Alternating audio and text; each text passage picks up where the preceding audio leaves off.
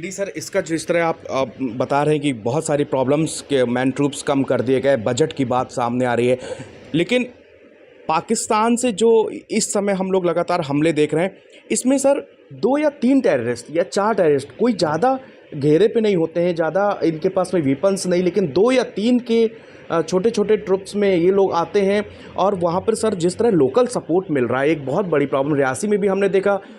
ये क्या हमेशा से लोकल सपोर्ट इसी तरह मिलता रहा है कि 6,000 रुपये में बताते हैं, रिपोर्ट्स आई कि रियासी में वो जिस घर में टेररिस्ट रुके थे वहाँ पे 6,000 के लिए उनको रोका गया। अभी जो आ रहा है रिपोर्ट, उसमें भी यही आ रहा है कि इनको पहले से वहाँ के लोगों ने पूरा एरिया घुमाया, उसके बाद में हमला करने के बाद उनको वहाँ के लोकल गाइड ने उनको निकलने का भी रास्ता बताया। सर देखिए, ऐसा है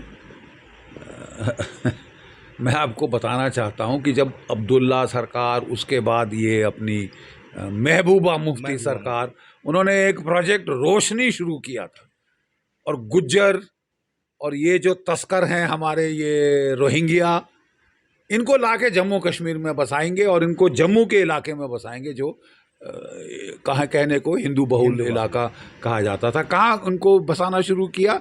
जो बॉर्डर से खड्ड आते हैं, खड्ड मतलब जो नदियाँ आती हैं, उनके साथ साथ साथ इनको बसाना शुरू किया। हम बड़े हैरान हुए कि साहब ये जम्मू के लोगों को आक्रोश हुआ कि ये डेमोग्राफी बदली करने की कोशिश कर रहे हैं इलेक्टोरल पर्पसेस के लिए, ये वो ये के लिए। अब समझ आता है कि क्यों वो खड्ड के साथ लगा रहे थे। जब टेररिस्ट इन्फिल्ट्रेट करते हैं तो खड्ड के साथ आते हैं। और आपने देखिए, हिंदू क्यों सपोर्ट करेगा मुसलमान टेररिस्ट को? मुस्लिम टेररिस्ट पाकिस्तान से उसकी गला रेतना आ रहा है, उसको जाके दिखाएगा ये जगह फौज है, ये जगह फौज है। अरे बकवास। ये लोग खास वहाँ पे लाके रोहिंग्या और ये और वो रोहिंग्या को वहाँ बसाए गए कि ताकि इन्फिल्ट्रेशन में हेल्प करो। और जब लोगों ने थोड़ी आउटक्राई उठाई तो आपको याद है कठुआ रेप केस? जी याद है। जी याद। वो बड़ा बवाल किया गया कि नहीं, इनको नहीं हटा सकते यहाँ से।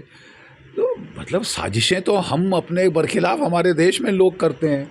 अब आज बड़ी बवाल हो रहा है, ये कहना कि सारी जम्मू के लोग उनको गाइड करने में लग गए हैं सारे, वो भी हिंदू। ये गिव मी अ ब्रेक। मैं उस इलाके में ऑपरेट कर चुका हूँ, ये गिने चुने लोग हैं।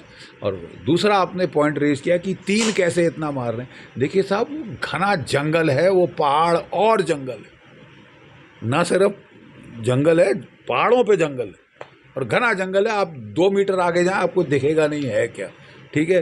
तो ऐसे जंगल में कोई भी छुप के, आपकी गाड़ी जा रही है तो वो वार करता है और भाग जाता है, फिर कहीं और जाके वो घात लगाता है और करता है।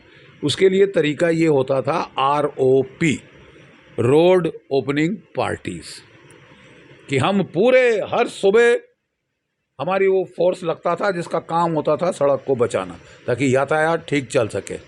अब ना बंदे ना रोड ओपनिंग पार्टी। फिर बोले एम्बुश क्यों हो रहा है, फिर वहाँ से कोई सिविलियन हमको बता रहे हैं श्रीनगर के आसपास से कि तुमको लड़ना नहीं आता, हम पुलिस भेजेंगे सिखाने के लिए। मतलब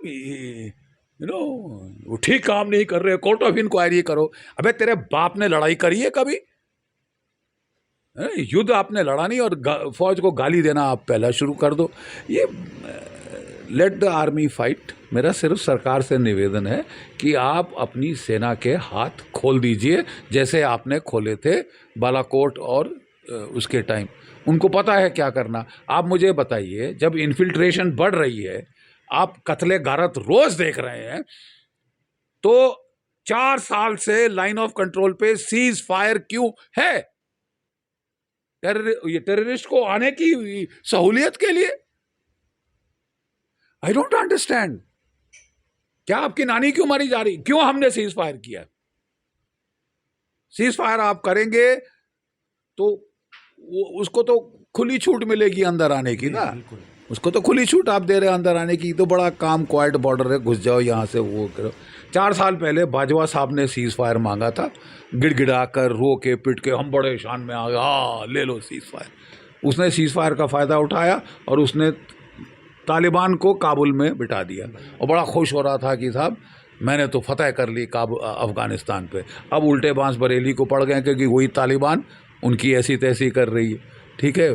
वो तो खैर फॉर्चुनेट है हमारे लिए, ठीक है ना। हमने तो पूरा सहूलियत दी उसको कि वो ऐसा करे। अब सहूलियत दे रहे हैं कि साहब इन्फिल्ट्रेट करो।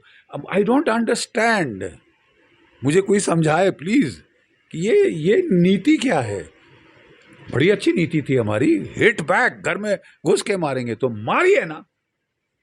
अब किसका इंतजार कर रहे हैं कि 400-500 का आंकड़ा पार होगा तब मारेंगे? 400-500 हिंदुस्तानी जान आपको, हमारे को कोई मतलब नहीं रखती, कोई मायने नहीं रखती, यू नो।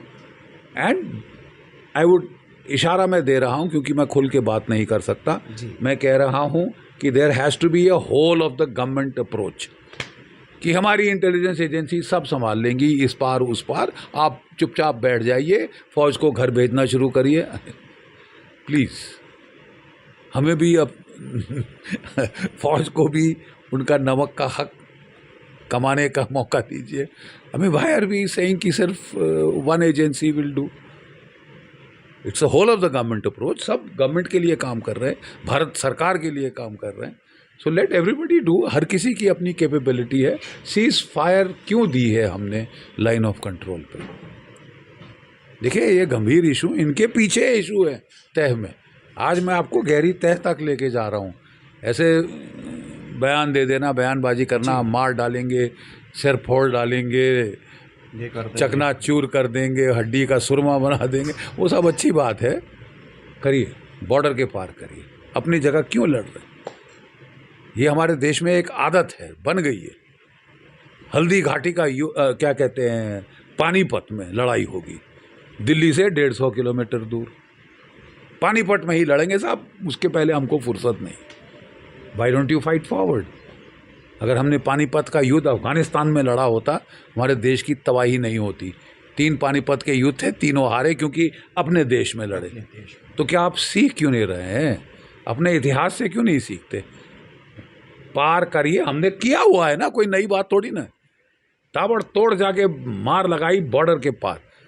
1971 में पार किया, बांग्लादेश का बॉर्डर 2 टुकड़े कर दिए पाकिस्तान के। ऐसा फिर करने का समय आ गया है क्योंकि पाकिस्तान की इकॉनमी चरमरा रही है। आपको केवल एक आखिरी धक्का देना है और ये जो है पाप की नगरी, ये खलास हो जाएगी, ये लंका ढह जाएगी।